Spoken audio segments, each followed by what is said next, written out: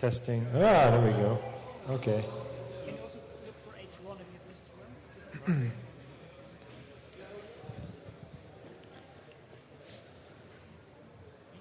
Test. Yeah, good. Okay. Okay, sorry for this technical problems here. I'm very happy to introduce you to the next talk. We stay in the privacy and the privacy track. Mike Brennan will give a talk about privacy and stylometry, and this is part of his PhD. Thanks a lot, and I give the word to you now. Thanks. Can everyone hear me okay? Is it too loud? No? It's weird to hear my own voice. Okay, so my name is Mike Brennan. I'm from Philadelphia. I go to Drexel University, and I did this work with my advisor, Rachel Greenstadt. This talk is called Privacy and Stylometry, Practical Attacks Against Authorship Recognition Techniques. Are you sure it's not too loud? Okay. A little bit? Someone said a little bit. Can you turn it down a little, Tad? Okay. So in this talk, I'm going to first talk about what authorship recognition is. And then I want to talk about the threat that authorship recognition can pose to privacy and anonymity, including some experimental results to back up the threat that I talk about. Then I'm going to talk about a study that we did about attacking authorship recognition. I'm going to discuss the study setup. I'll talk about the methodology of a few different authorship recognition methods.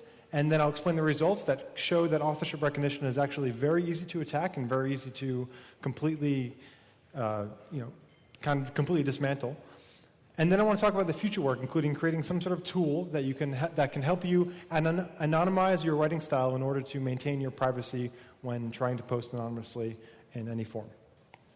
Okay, so what is authorship recognition? In this talk, I'm actually going to be using two terms interchangeably, which is authorship recognition and stylometry. Stylometry is actually a form of authorship recognition that deals specifically with the linguistic style of the text.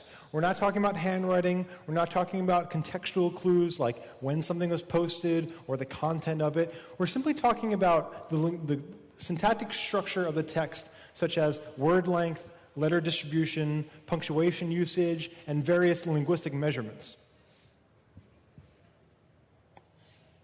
To give a brief history on what stylometry has been, the first major problem that stylometry dealt with was looking at the Federalist Papers, which were 85 papers published in New York in the late 1700s to try and persuade the people of New York to ratify the Constitution. Now, these papers were published anonymously, but we knew through historical records that most of them were actually authored by either James Madison or Hamilton, and 12 of these had completely disputed authorship. They did not know who wrote them. So stylometry was used to show that Madison actually authored these documents, and this data set has been used for countless stylometry studies to show new methods and things like that. Modern stylometry, that was mostly done originally using various statistical techniques, but modern stylometry has its roots in machine learning, using classifiers such as support vector machines, genetic algorithms, neural networks, and various other artificial intelligence techniques. I'll go over a little bit later on the lecture about what machine learning is for anyone who's unfamiliar. But these techniques are used extensively, and it's been a very strong point of success for AI because these techniques have been very successful in general. Oops.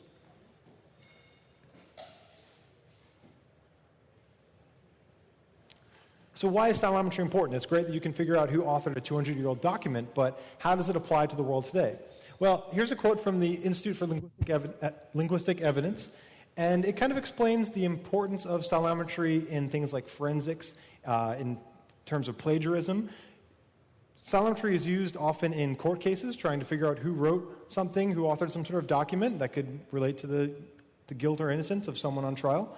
And also, it's become an important part of anonymity through some of this research.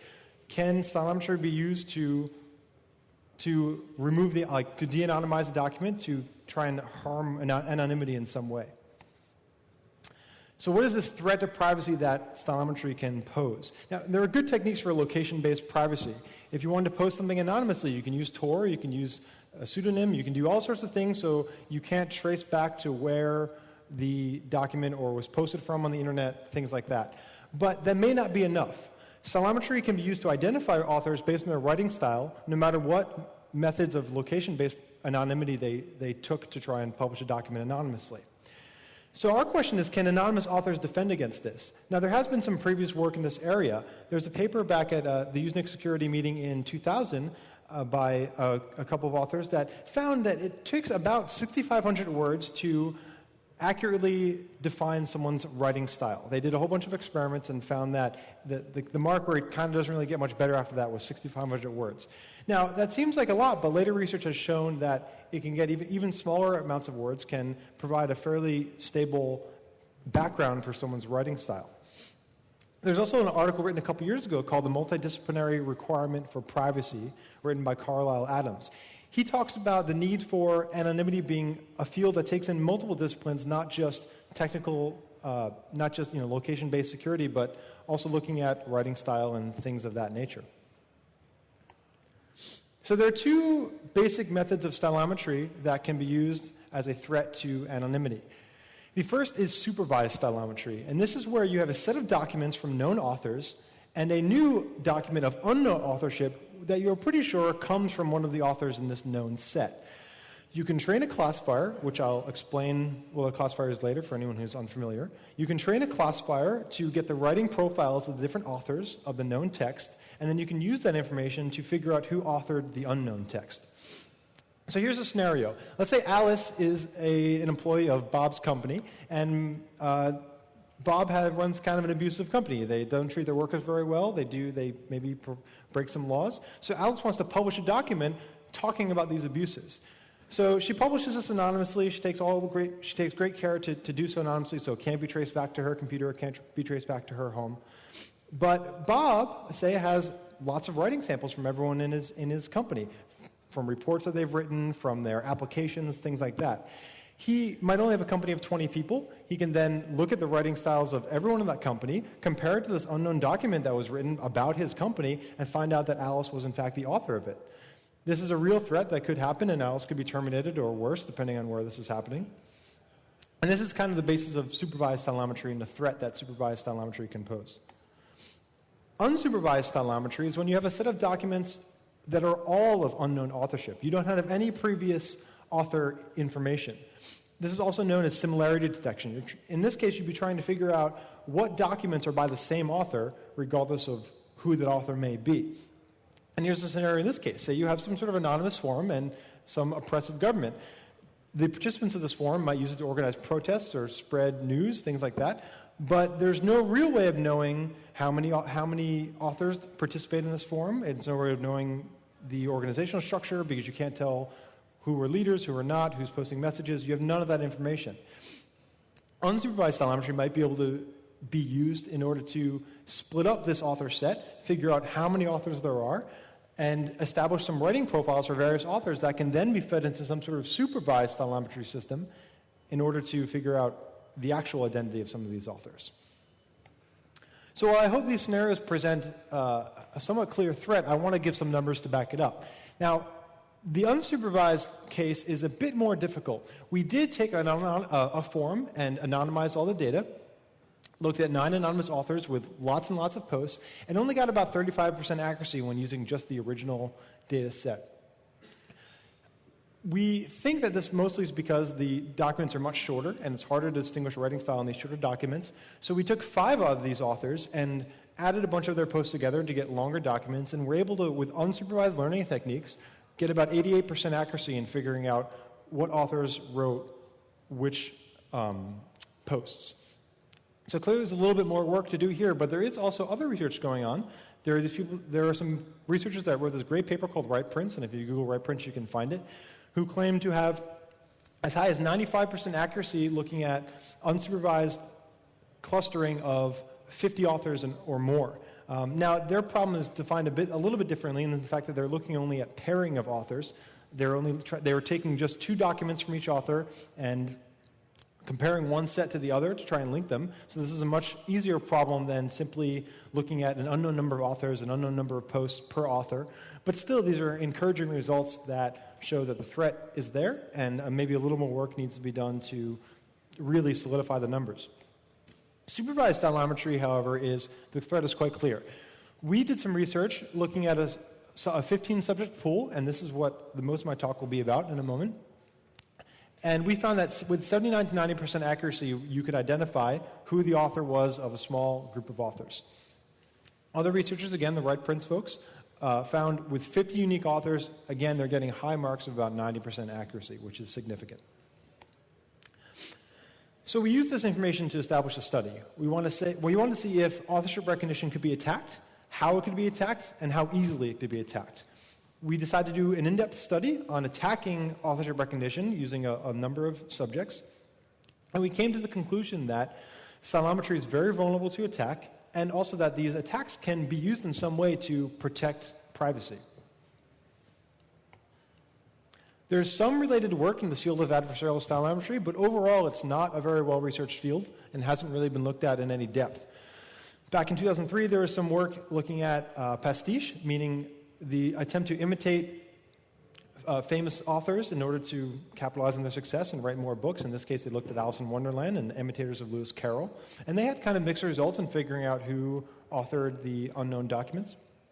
And there's some other work on automatically obfuscating document stylometry in order to preserve anonymity, where they figured out how many words they needed to change in order to get it to be recognized as someone else. Now, this seems kind of similar to the work we did, but they really are just looking at modifying a document in small, particular ways, whereas we're trying to assess the general vulnerability of authorship recognition against inexperienced human adversaries, which is kind of the hopefully realistic scenario here. So there's two attacks that we looked at.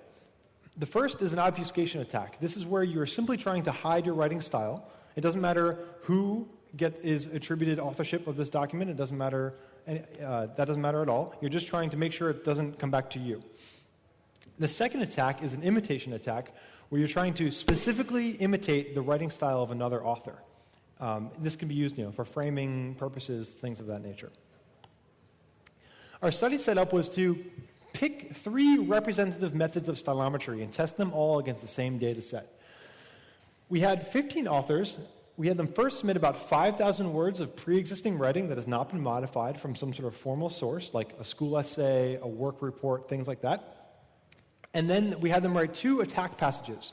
First, they wrote an obfuscation attack describing their neighborhood. We wanted everyone to write the same content in order to try and get rid of any sort of intricacies that might give away authorship that aren't based on the writing style.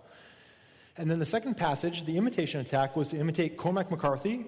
He wrote a book, The Road, recently that some of you may have read, and try and imitate his writing to describe their day in the third person. It's important to note that these authors had no formal training in stylometry, no formal training in linguistics, and only spent about 30 to 40 minutes overall on submitting all this information. Well, mostly on the attacks. They might have spent more collecting their old documents, but spent no more than 30 or 40 minutes on these attacks. I want to go into a little more detail about imitating Cormac McCarthy because we thought this was kind of an interesting result. So as you can see from this quote, he has a very distinct writing style with some interesting word choices. Saying things like the stark black burn or charred and limbless trunks. He writes in kind of shorter sentences, things like that. And we actually have some example imitation attacks from people trying to imitate Cormac McCarthy. And you can see without any direction on what stylometry is or how it can be used to detect writing style, people did adapt to his writing style. They picked some more descriptive language. And keep in mind, it was kind of funny to read these passages because they were suddenly describing their day when they woke up as opposed to describing a post-apocalyptic wasteland. So this kind of shows, some examples there. And so now I want to go over the 3 methods that we evaluated. First, we did a validation experiment where we looked at the original 3 methods and tried to determine the accuracy of them and make sure it was as accurate as the authors of the original methods claimed they were. And then we did the attack experiment, where we determined the accuracy of these attacks against these methods. The experimental conditions were to have a set of 15 authors, but extract sets of 2, 3, 4, and 5 authors from that overall set. And the same sets were used in each method. And then we cross-validated all the results to try and get the most accurate numbers possible. Before I go into what the methods were, I just want to give a brief overview on what machine learning is.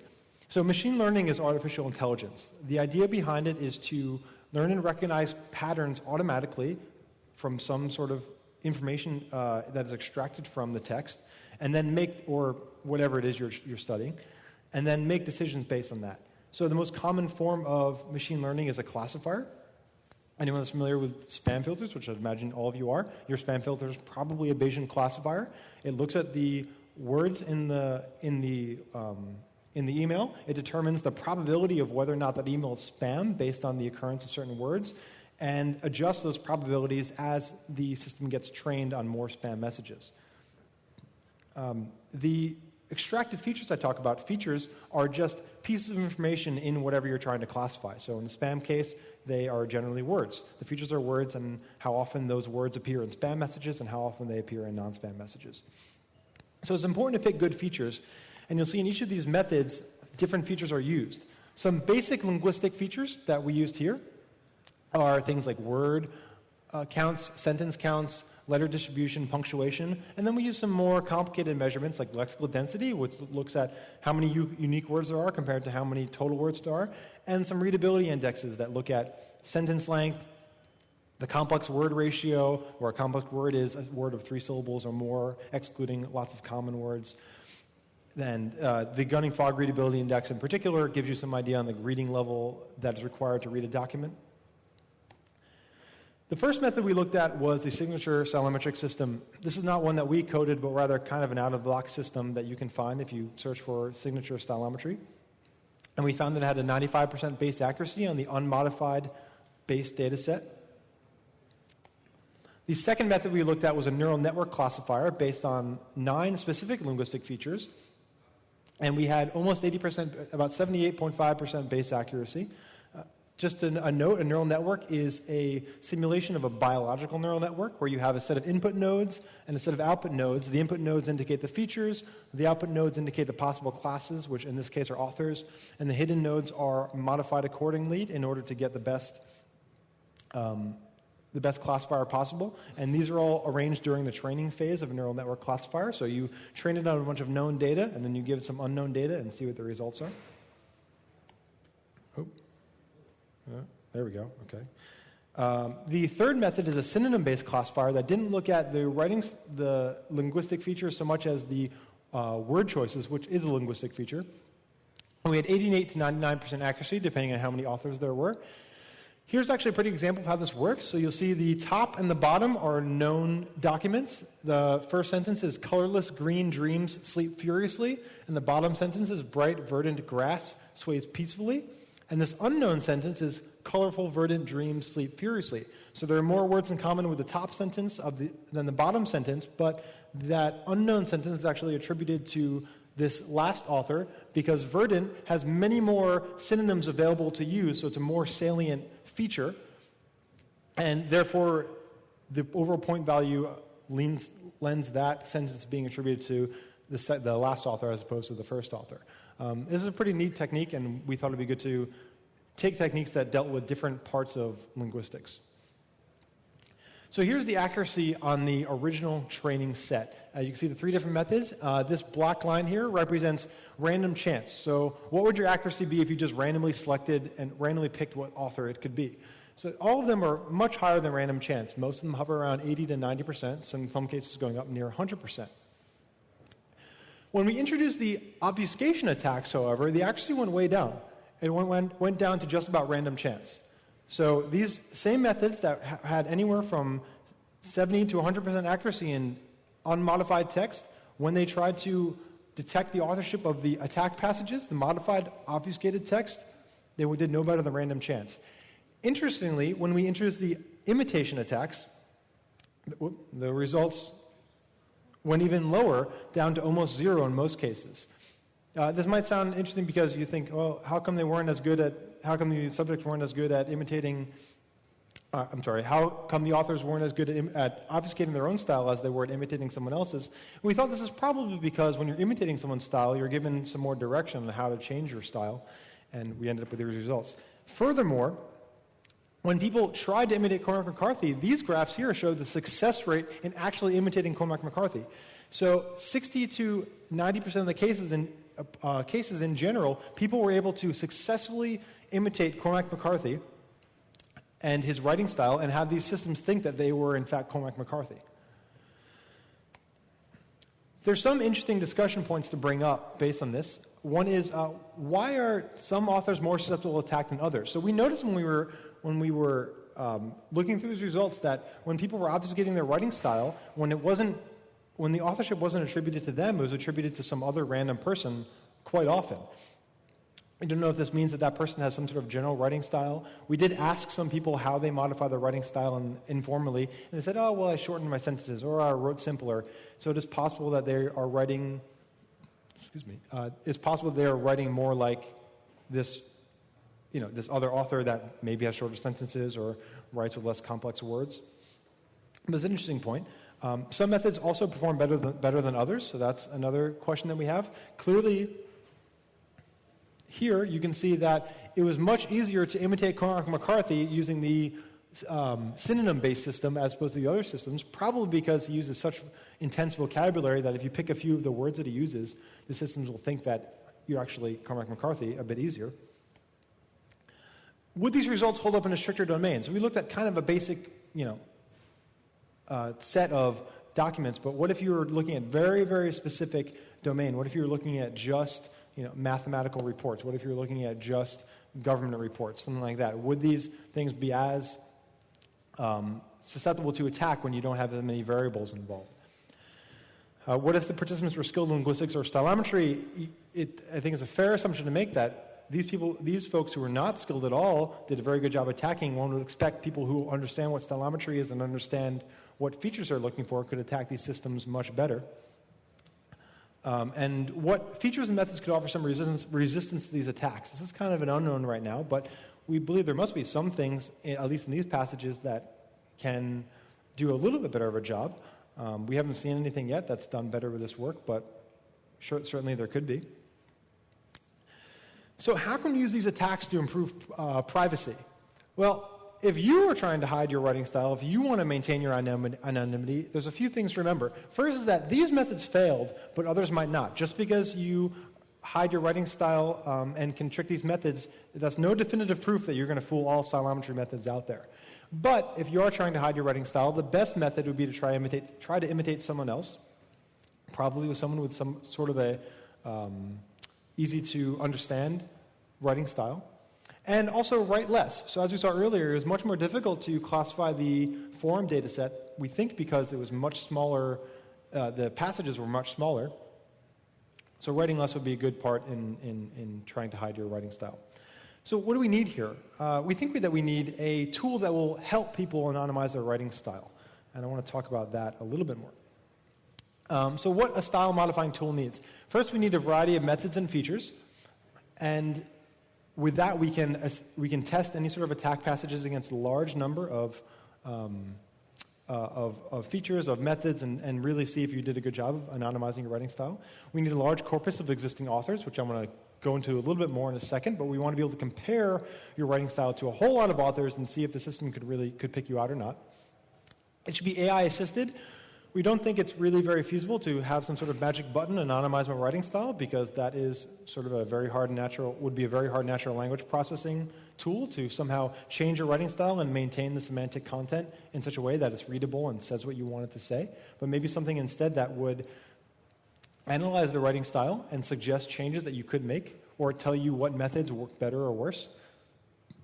And it should have some non-stylometry features, such as contextual clues. It should strip out timing information, content information, things like that might be indicators of who you are. So building a corpus, this is kind of where we are going to need some help soon. We would like to collect a lot of data from people that would be interested in building some sort of attack corpus where they, on top of the stuff that we already have, where we have large amounts of information from different authors. First of all, we need, before we start collecting this information, we need IRB approval, which is the Institutional Review Board in the United States. Whenever you're doing experiments in a university with human subjects, even as something as benign as asking for writing samples, you need approval from this board, so we're working on that right now. We would also like this to happen in multiple languages. I've already gotten multiple questions from people saying, that's great that you have this, but I live in Germany and we speak German and we have these court cases coming up that we're concerned about, so can you help us there? And I say, well, I don't speak German, but hopefully some people here do and maybe would be interested in submitting some of their writing samples, which we would, of course, not link back to your name. And if you're interested in helping this in any way, please send me an email. I'll leave my email up at the board at the end, and then when I get this together, I can send you an email and ask for your help. There's some other future work that we're interested in. So one is certainly testing more stylometric methods. We felt our methods were representative, but there's many more out there that we should look at. Another is looking at imitation attacks against other authors. So we picked Cormac McCarthy because he had kind of a distinct writing style, and we thought it would be easy for people to engage with the material because we wanted really good responses. We wanted people to feel like they had a chance, people to feel like that they could really get into the reading sample that we gave them. Maybe this was too easy, and maybe it would be more difficult to try and imitate an author without such a distinct style.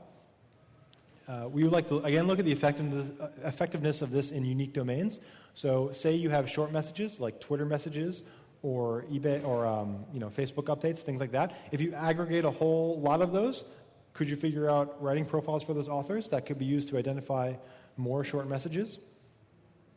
We'd like to see if additional demographic information could be extracted. There has been some work saying that, you can figure out if a writer is male or female, you can figure out where they're from. But if people try to anonymize their writing style, do you also anonymize those pieces of demographic information? And if not, what kind of a threat will that still pose even if you anonymize your style? So what if Alice was the only woman working at Bob's company and she was able to hide her writing style but not the fact that she's a woman? That would be a problem. Finally, we think maybe we should have a better demonstration of the effectiveness of unsupervised stylometry, because while the threat seems to exist, we should possibly do a better job at having higher numbers to say, look, if you take this anonymous form, you can in fact de-anonymize it, so we should take some steps to do that. And I should clarify also that we have no interest in making any sort of de-anonymization tool that people can use against you. We just want to see if these things are possible before we start, waving too many red flags about the threat that it contains. And we think we sufficiently prove this in most cases, but maybe not in the unsupervised case. So the conclusion here, this is not really the end of stylometry in sensitive areas. We don't think this is conclusive enough to say, you can't use stylometry in courts anymore. But it certainly raises a lot of questions. And also, new methods that come out should test for the adversarial threat.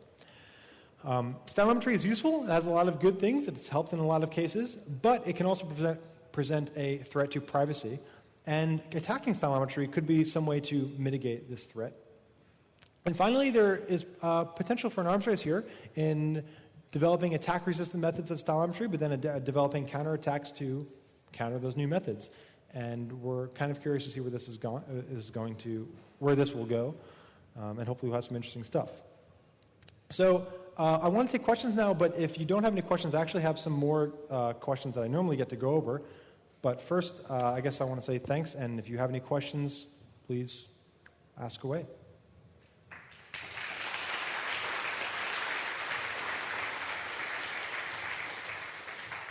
Many thanks. Are there questions, please? Yes. Maybe you can come over here, please, because this microphone is not switched on. I come to you.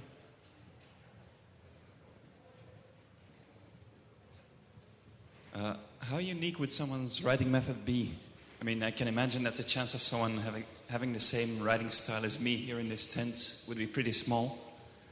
I'm sorry, can you say that? I can't hear you. Sure. Yeah.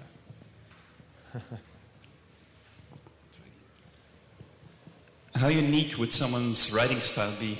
Oh, how unique would someone's writing style be? I guess it's hard to say. Most methods only look at small numbers of authors, but recently there have been some more work looking at 25, 50, and 100 authors, and still showing relatively high levels of accuracy. So that would indicate someone's writing style is very unique. But some of the methods that show a big drop in accuracy once they get past 10 authors would maybe say otherwise. So I think it depends on the style, but I would say, given how easy it is to modify some of these systems, your writing style is possibly not as unique as it could be, but then again, maybe it's just because we're looking at the wrong features. So it's kind of a hard question to answer. Okay, further questions, please?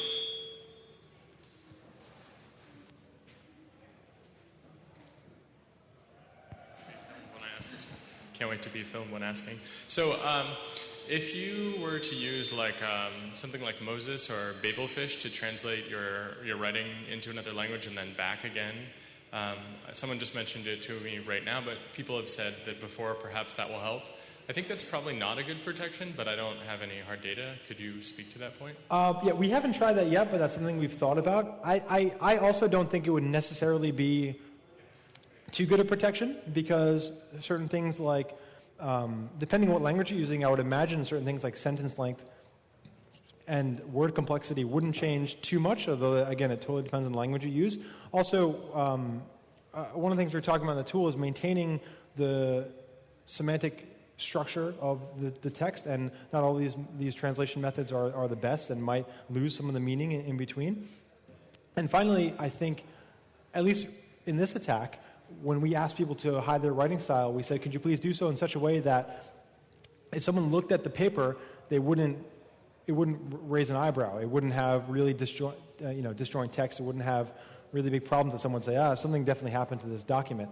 That might not always be a requirement, but I think that would possibly break that. I think someone would probably see that this looks like it was translated. It doesn't make sense. There's some words that weren't translated, and so on. So it could help, but I don't know how much yet. Further questions?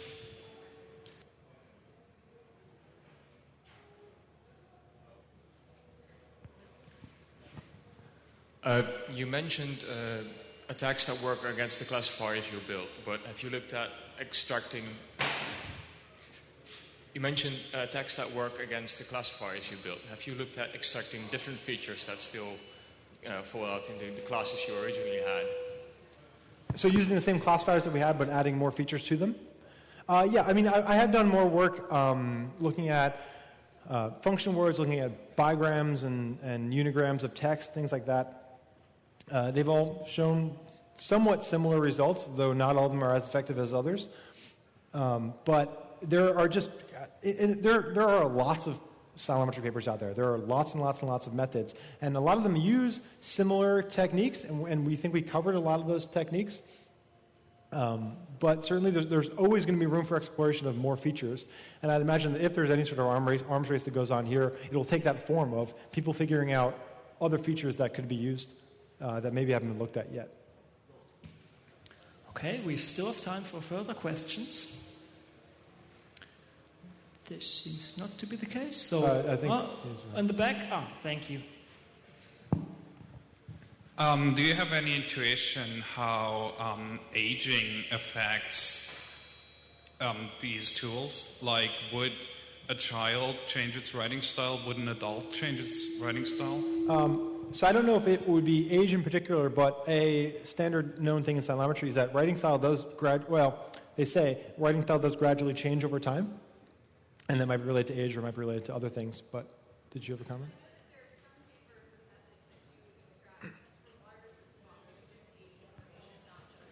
Okay, this is Rachel, my advisor and co-author. She just said, go ahead. Well, there are some papers that, I don't know how to stop this from being awful feedback, but there are some papers that talk about extracting from larger sets of authors, just like demographic information, and one of the things they can usually extract is things like gender and age.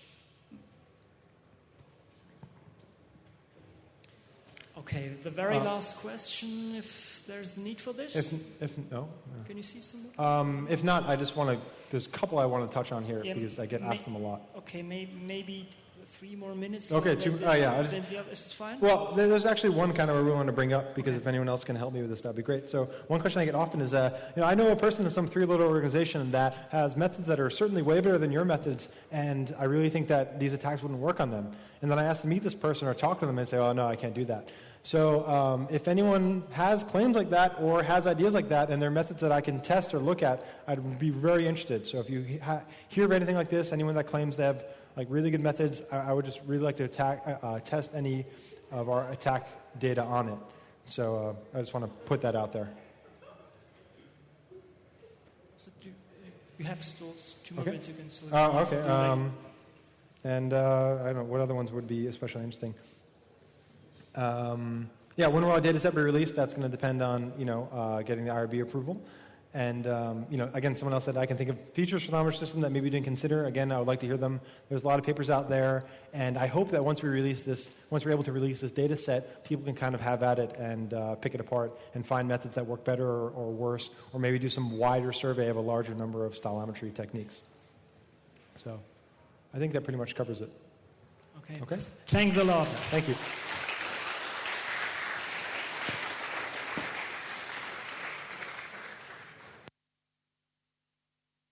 There should be the panel for WikiLeaks and censorship in 10 minutes right here in this tent, if I'm informed correctly.